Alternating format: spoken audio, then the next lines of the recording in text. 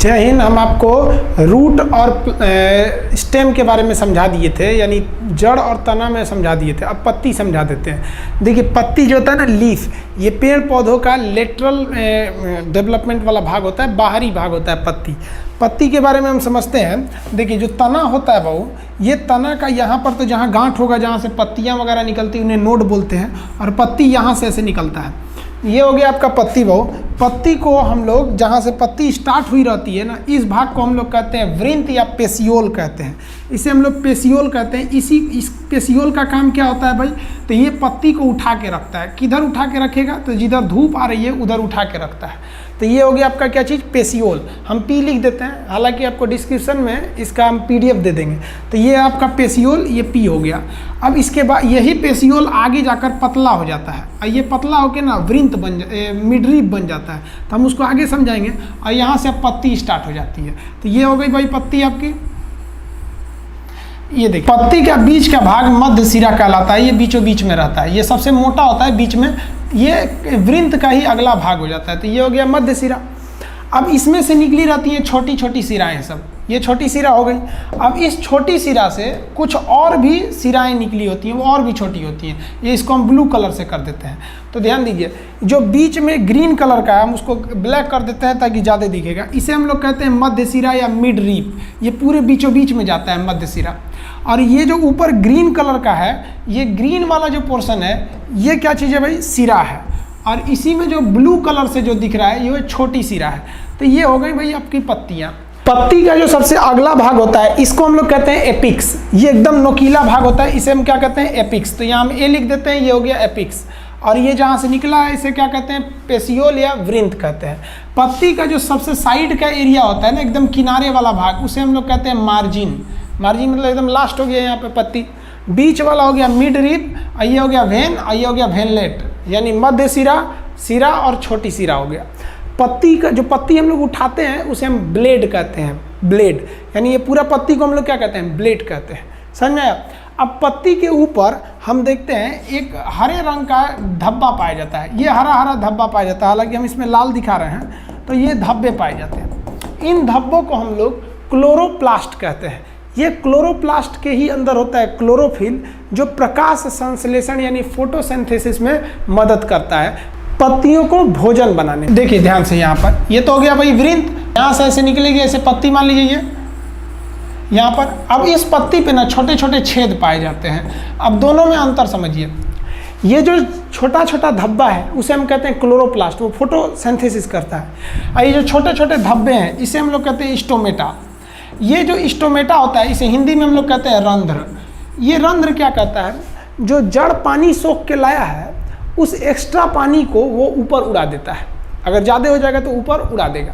तो इसका पहला काम एक्स्ट्रा पानी को ऊपर उड़ा देता है। इस क्रिया को हम वाष्प उत्सर्जन कहते हैं। वाष्प उत्सर्जन, जहाँ पर जंगल ज़्यादा रहते हैं वहाँ पर वाष्प उत्सर्जन ज़्यादा होता है, और यही ऊपर जाके बादल बन जाता है और बारिश कराते हैं। लेकिन जहाँ पर जंगल नहीं रहते हैं वहाँ वाष्प उत्सर्जन नहीं हो पाता है और वर्षा अच्छी नहीं होती है। तो वाष्प उत्सर्जन में जंगल कैसे महत्वपूर्ण भूमिका निभाते हैं, ये समझ में आ गया। अब इस जो स्टोमेटा है, रंध्र है, इसका जो मेन काम है वो समझिए। फोटोसिंथेसिस के दौरान CO2 को अंदर लेना और ऑक्सीजन को बाहर छोड़ना, यानी गैसों का जो एक्सचेंज होता है वो इसी छेद के माध्यम से होता है, जिसे हम रंध्र या स्टोमेटा के नाम से जानते हैं। प्रकाश संश्लेषण यानी फोटोसिंथेसिस अलग चैप्टर है, वहाँ हम पूरे प्रोसेस को समझाएंगे। यहाँ पत्तियों के भाग समझ गए होंगे। छोटे छोटे हरे धब्बे को हम क्लोरोप्लास्ट कहते हैं, और छोटे छोटे छेद को हम स्टोमेटा या रंध्र कहते हैं। इनके काम क्या होते हैं, समझ में आ गया। पत्तियों पर उपस्थित क्लोरोफिल के कारण ही पत्तियों का रंग हरा होता है। अब हम पत्तियों के प्रकार समझ जाते हैं। पत्ती कितने प्रकार की होती है, ध्यान से समझिए। पत्ती का जो बाहरी भाग होता है उसके आधार पर हम पत्ती को दो भाग में बांट सकते हैं। एक पत्ती होती है जिसे हम कहते हैं सरल पत्ती, और दूसरी होती है संयुक्त पत्ती। संयुक्त पत्ती, इस संयुक्त पत्ती और सरल पत्ती, इसको कंपाउंड या कॉम्प्लेक्स लीफ कहते हैं, इसको सिंपल लीव्स कहते हैं। इसे सिंपल कह दीजिएगा और उसे क्या कहेंगे, कंपाउंड या कॉम्प्लेक्स कहिए। ये दो टाइप की लीव्स हो गई। इसमें क्या होता है, वैसा लीफ यानी वैसी पत्ती जिसका बाहरी भाग को हम क्या कहते हैं, मार्जिन, जिसका मार्जिन जो होता है एकदम सिंपल सा होता है, इस तरह से कटा पीटा नहीं रहता है, उसे हम क्या कहते हैं, सिंपल लीव्स कहते हैं।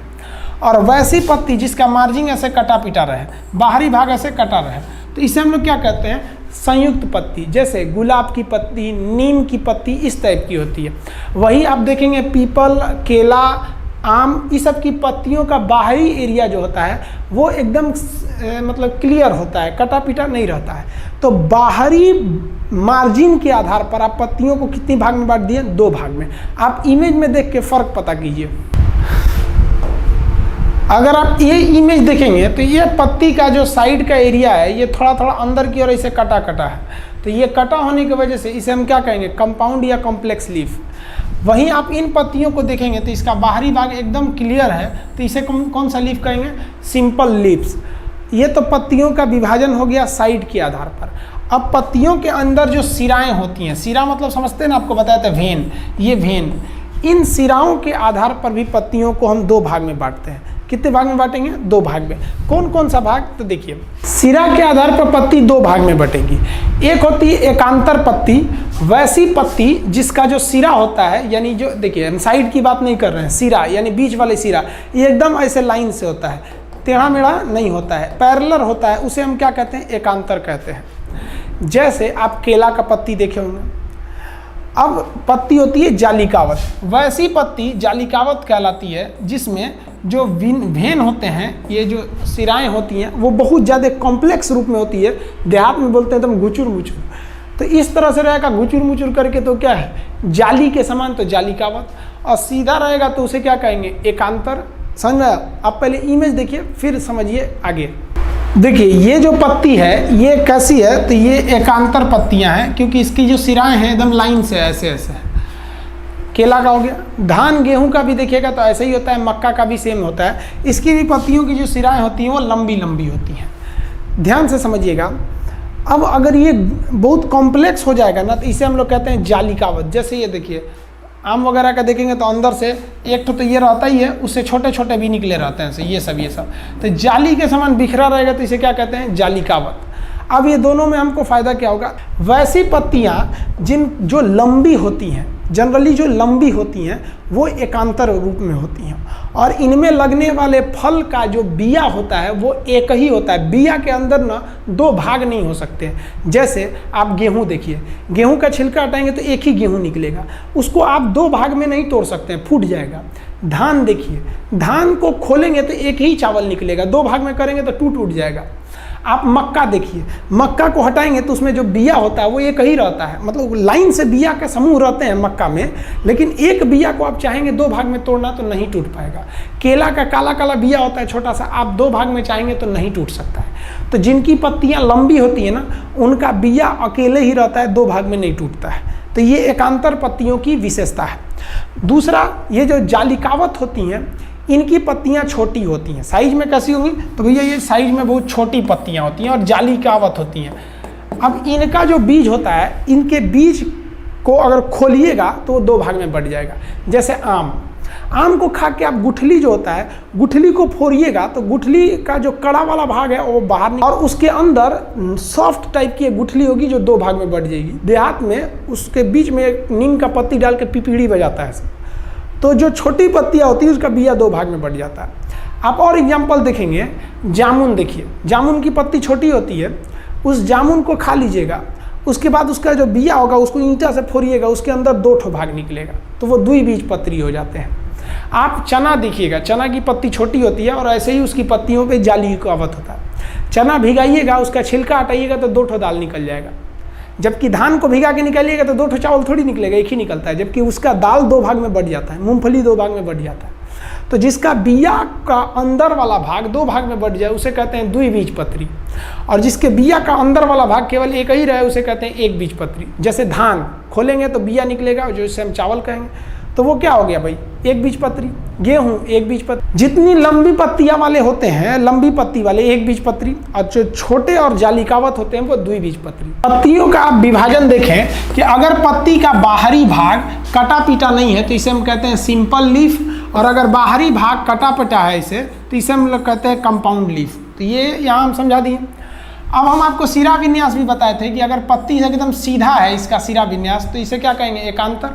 और पत्ती अगर छोटी है और उसका सिरा विन्यास ऐसे जाली के समान निकला हुआ है तो इसे हम क्या कहते हैं, जालिकावत। ये 2 बीजपत्री होता है और ये कैसा होता है, 1 बीजपत्री। अब हम लोग देखते हैं रूपांतर, पत्तियों का रूपांतर। पत्तियों का रूपांतर कैसे हो जाता है, जिन पत्तियों में पानी की कमी हो जाती है उनकी पत्तियां कांटे का रूप ले लेती हैं। तो यानी पत्ती का रूप बदल गया, हल्का सा बदला, तो उसे कहते हैं रूपांतरित पत्ती, मॉडिफाइड। तो पानी की कमी कहाँ होती है, रेगिस्तान में। तो ऐसे पत्तियों को हम क्या कहते हैं, जीरोफाइटिक। जैसे आप कैक्टस देखे होंगे, कैक्टस आप देखेंगे, जैसे ये कैक्टस है, ये भी पत्तियों का रूपांतर है, लेकिन ये जल की कमी से हुआ है। जल की कमी से जो रूपांतर होता है तो ऐसे पत्तों को मरुद्भिक या जीरोफाइटिक के नाम से जानते हैं। तो ये भी पत्ती देख रहे हैं, ये किसका रूप ले ली, ये कांटे का रूप। इसके 2 फायदे, मरुस्थल में जल की कमी होती है, कांटा हो जाने से एक तो इसको कोई जीव जंतु जल्दी खाएंगे नहीं, दूसरा जो वाष्प उत्सर्जन जो पानी उड़ा रहा था ये कांटा पानी को उड़ाने नहीं देगा। पहला रूपांतरण ये हो गया जीरोफाइटिक, यानी कांटे का रूप ले लेती हैं। दूसरा होता है कि नाइट्रोजन की कमी से ये जो पत्तियां होती हैं वो कीट भक्षी हो जाती हैं। कीट भक्षी पौधों पत्तियों को हम नेफेंथस या पिक्चर प्लांट कहते हैं। नेफेंथस प्लांट या पिक्चर प्लांट के नाम से जानते हैं। उसका इमेज देख लीजिए। जब पत्तियों में नाइट्रोजन की कमी हो जाए, जमीन से नाइट्रोजन नहीं मिल पाता है, तो पत्तियों को पता है कि जितने भी कीड़े मकोड़े हैं इनका शरीर प्रोटीन से बना है और प्रोटीन जो होता है वो नाइट्रोजन का एक अच्छा स्रोत होता है। अतः हम इन कीड़े मकोड़ों को खा लेंगे तो प्रोटीन मिलेगा, प्रोटीन में नाइट्रोजन होता है। तो नाइट्रोजन की कमी से पेड़ पौधे कीट भक्षी हो जाते हैं। आप यहाँ देखेंगे इसका ये ऊपरी भाग खुला हुआ है, ये कीट इधर जा रहा है। जैसे ये एंट्री करेगा इसमें अंदर जाएगा ना तो ये यहाँ से बंद हो जाएगा और वो अंदर मर के उसी को, जैसे कैसे पेड़ पौधे खाद को सोख लेते हैं वैसे ये मरेगा, इसके सड़े हुए शरीर को सोख लेंगे। तो दूसरा रूपांतरण आप समझ गए। कौन सा दूसरा रूपांतरण था भाई, तो पहला क्या था, जीरोफाइटिक जल की कमी से, और दूसरा नाइट्रोजन की कमी से ये पिक्चर प्लांट या नेफेंथस। इसका पीडीएफ हम आपको डिस्क्रिप्शन में दे देंगे, आपको टेंशन लेने की ज़रूरत नहीं है, आप वहाँ से ले लेंगे। तीसरा जो रूपांतर होता है वो टिंड्रल होता है। टिंड्रल क्या होता है, तो पेड़ पौधों में, सब्जियों में देखेंगे ना तो आप एक लत्तीदार ऐसे आप रूप देखेंगे सब्जियों में, नेनुआ वगैरह में देखेंगे तो ऐसे फल के आगे बढ़ जाता है। स्प्रिंग बोलते हैं जिसे प्रतान कहते हैं, वो भी किसका रूप है, पत्तियों का ही रूप होता है टिंड्रल भी।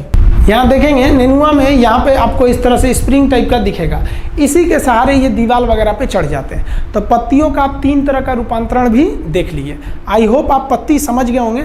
इसका डिस्क्रिप्शन में पीडीएफ मिल जाएगा, आप वहाँ से ले सकते हैं। समझ में आ गया। नेक्स्ट वीडियो में हम आपको फूल के बारे में A to Z चीज़ बता देंगे, फ्लावर क्या होता है। जय हिंद।